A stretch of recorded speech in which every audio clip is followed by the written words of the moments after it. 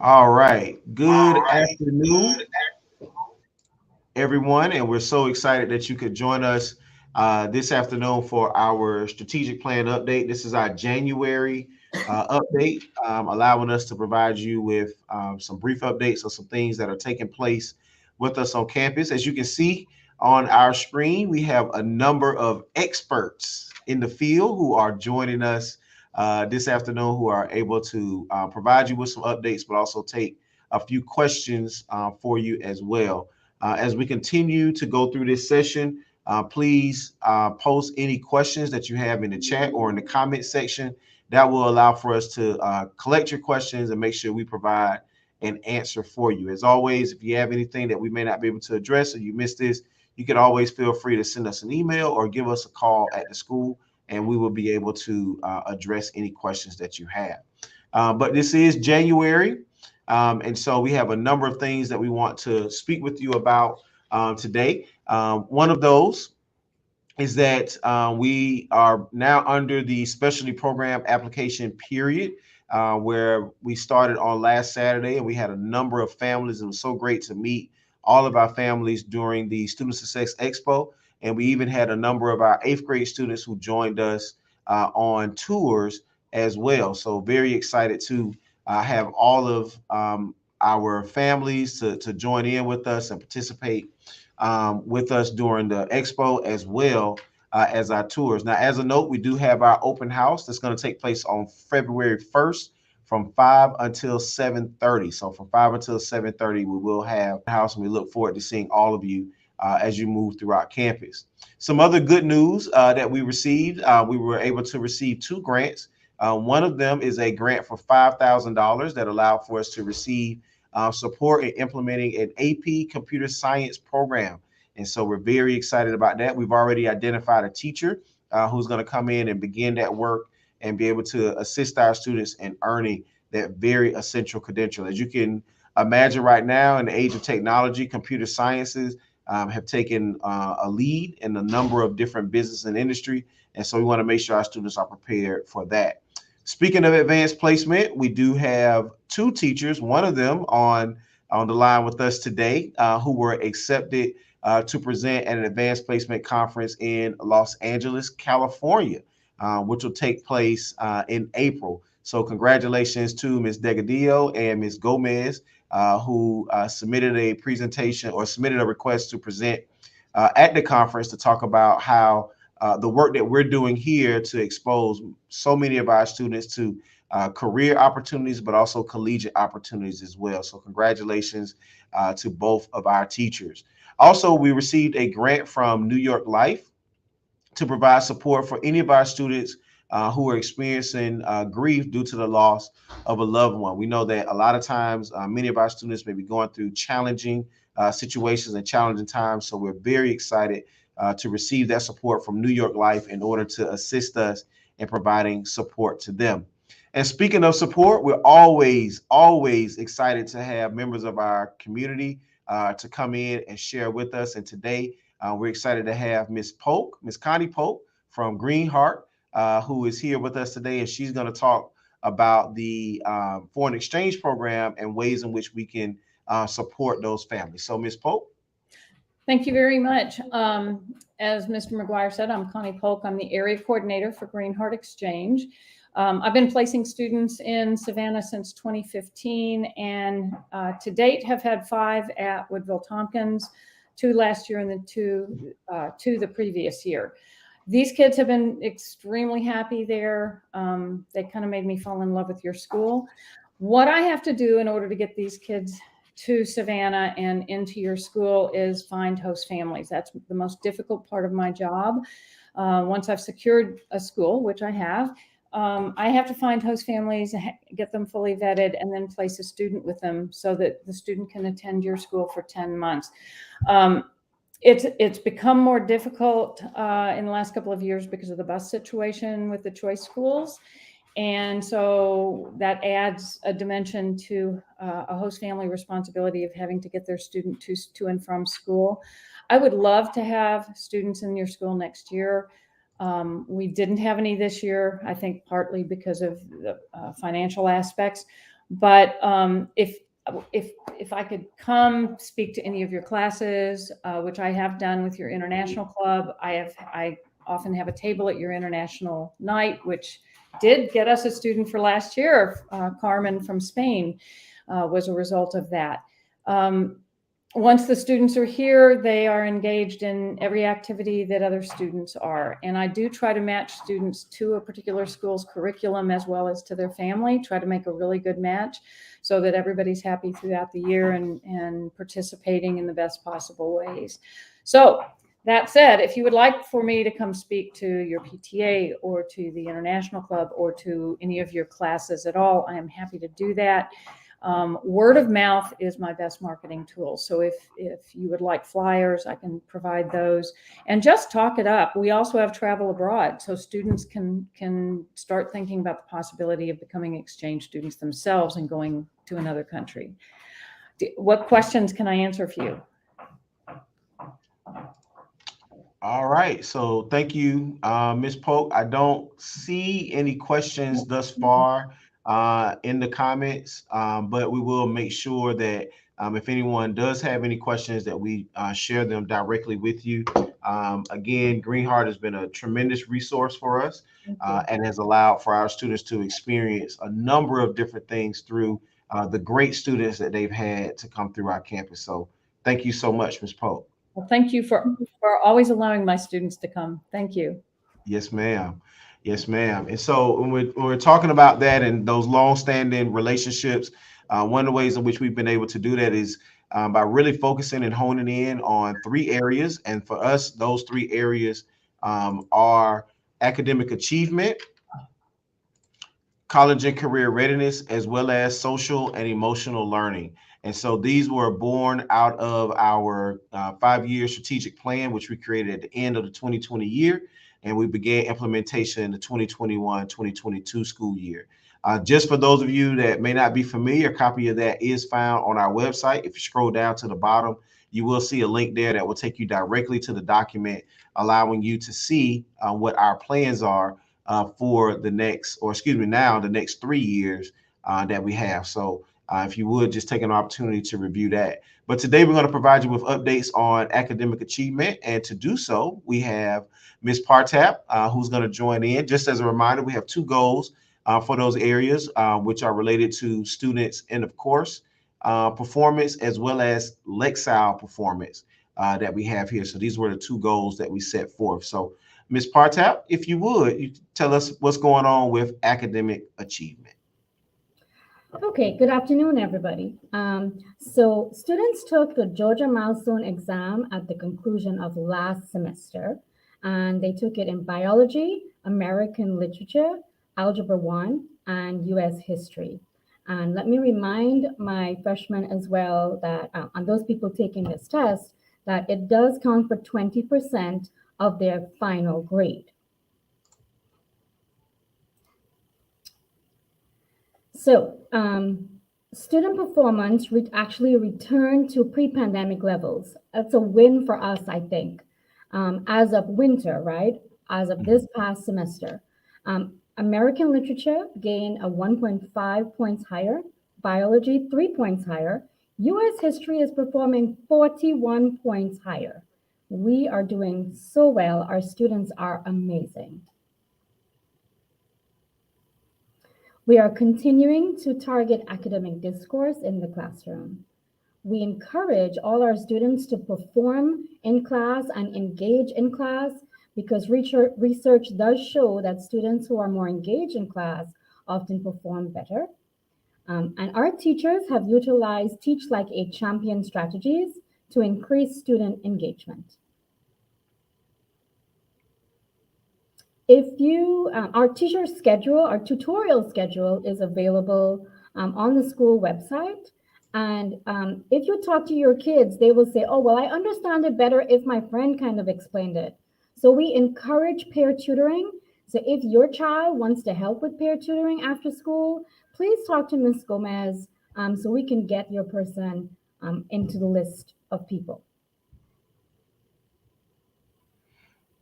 All right. Thank you so much, Ms. Partap, for sharing those updates with us. Again, we ask everyone, if you do have any questions, that if you would please post those in the comments so that we have those questions there, and we'll be able to provide support to you and to your student. As we continue to go forward, our second goal, our second area that we've been focusing on is college and career readiness.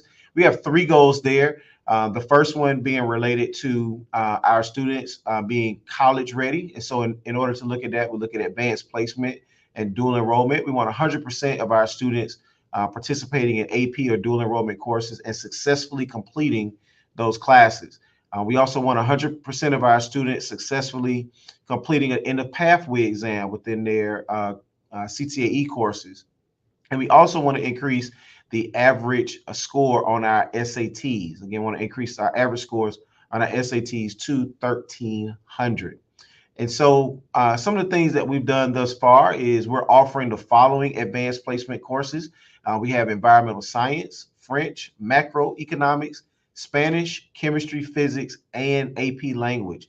And so the AP language is an extension of an English course, allowing our students to go even further within the English language. And again, with all of our AP courses, students, upon successful completion of the course and by earning a passing score, are allowed the opportunity to earn college credit as a part of that class. And those exams will be given in May. The AP exams are always given the first week in May. So if you have a student that's currently enrolled in an AP course, just go ahead and get them ready for the AP exam, which again will take place in May. One great resource that we have is the AP Classroom, which all students will have access to. Your student will have a code that they will get from their teacher, and that AP Classroom would allow for them to take practice exams, allow them to see some of the materials that will be given to them on the assessment. So please, if they have not, make sure they get that code so they can go ahead and begin utilizing that resource. Next school year, we do plan to expand our AP offerings. And so we have been reviewing the curriculum. And so we're looking at AP Pre-Calculus for the upcoming year, AP African American History. And as I mentioned earlier at the top of our presentation, AP Computer Science. So these are 3 courses that we're looking at for the upcoming year. We'll be interacting with your students momentarily or the next couple of weeks in order to gauge their interest in these courses so that we can begin that registration process. And so today we are very fortunate. We have the world-renowned work-based learning instructor here for us, Mr. Robinson, who we regard as the best work-based learning instructor of all time. And he's got some updates for us regarding work-based learning and some career opportunities for our students. Mr. Robinson. Everyone.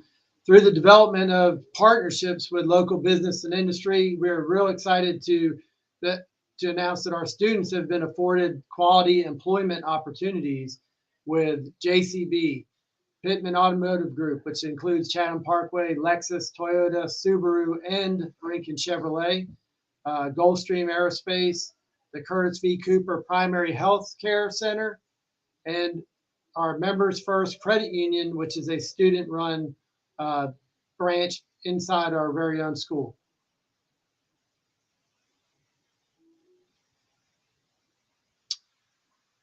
Class of 2023 has earned an impressive $2.4 million in scholarships so far this year. 54 students have already been accepted into colleges and universities. 60 students are participating in dual enrollment this semester. Spring College Fair is being planned on campus for students. Grand Canyon University will visit campus January 31st, and students invited to the Mega Genesis College and Career Fair held February 25th at 10 a.m. at the Georgia Tech Savannah. ASVAB testing will be conducted on March 6th. Please see Ms. King in the main office if you have any questions. And SAT School Day, available to 11th and 12th graders, will be held on April 12th. Students can register for this test and event through school via School Cash.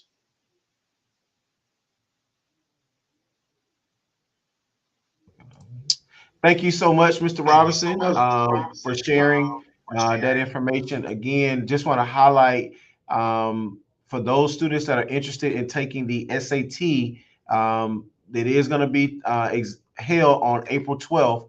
So students, if you have not begun that registration process, please go to School Cash so that we can have that. Our students that are in the SAT prep class, you have the opportunity to go ahead and begin that registration process. So please do so. So that we can go ahead and begin getting you guys set up and ready for that exam. All right, our final area that we've been focusing on is social and emotional learning. And we are looking at making sure that 5% of our students or fewer are absent for 10 days or less. And so we really work to do that. And then we also have our 5-star school climate rating, which is measured by the Georgia Department of Education. We normally get that rating at the end of the school year. And so we're very excited about the work that's being done on campus. And with us today, we have our very own social emotional learning guru, Ms. Delgadillo, who's here and would like to share just some updates with us as well. So Ms. Delgadillo. Hello, good afternoon, everybody. I'm really happy to be here and report that, well, we're going to talk about athletics because that is part of social emotional learning, where the students get to build a lot of team building and things as such. So the boys basketball team is undefeated in region and ranked number 6 in the state. And the girls basketball team is undefeated in the region and ranked number 5 in the state. So congratulations to them. And soccer season is kicking off this week. If you can come and support our students, they always appreciate that so much. And track tryouts are also set to begin this week. And we also have golf this semester. So if students are interested in that, they can see Coach Sharp. And we have held a numerous amount of student activities. One of the activities that was super popular last week and students appreciated and participated on was homecoming week activities. And we also hosted a pep rally, and it was a total success. The students had a blast. And there was a homecoming dance as well that students have been talking and mentioning all week long. We also had an Spanish Honor Society induction this past semester and a Beta Club induction this past semester as well to celebrate our students' accomplishments. And as far as attendance, we are doing well, but we can always strive to improve.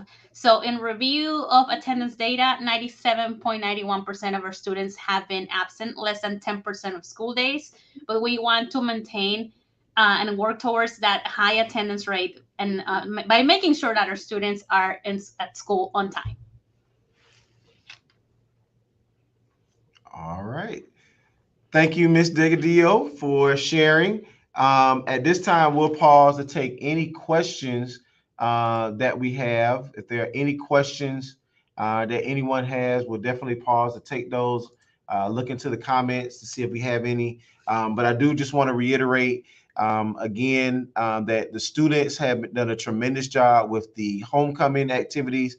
That was entirely student-led and student-planned, and we really enjoyed the opportunity for them to be able to demonstrate their leadership and grow and take into account the things that students wanted. So this was a really positive experience, not just for our students, but our future student leaders as well. And if I could just highlight one other thing, just going back to what Ms. Partep said, just please make sure that for those 4 areas that the students are being assessed in, that would be biology, American literature, United States history, and biology, American literature, United States history, and Algebra 1. Thank you. I'm looking at Ms. Partep, and I totally forgot about that. But Algebra 1, please know that those assessments do count as 20% of the students' final grades. So we definitely want to make sure that we have the students ready for those assessments. Also, we are in the specialty application season. And so if anyone has any questions regarding the specialty application programs, please make sure you get in contact with us. We want to make sure we address any questions that you have. We're so excited. We have a number of applications that have already come in, and Dr. Nesson is our specialty application program coordinator, and she has worked very hard to keep us up to date with that, to make sure that we have gotten all that information in. If we're missing something, be able to get in contact with you. So that way, as those deadlines come in, that you're ahead of the game there. And so with that, I'm looking in the comments. I don't see any questions there. And so for our seniors and juniors, if you have not, please make sure you go ahead and register for the SAT, which will be taking place on April 12th, so that we will make sure that we have you registered and squared away and ready to take that exam. Well, I didn't see any other questions there, so I do want to say thank you to everyone who has joined us today. I did see that we had a number of people who were popping in and out, but as a reminder, with all of our strategic plan presentations, they are going to be posted onto our YouTube channel, so you will have an opportunity to go back and view this. Maybe you had a question about something or you missed it. This will be posted onto our YouTube channel for you to go back and review. Thank you so much. I hope you guys have a great evening, and we look forward to seeing your students on time tomorrow for class, and hope that you guys have a great day. Thanks. Bye-bye.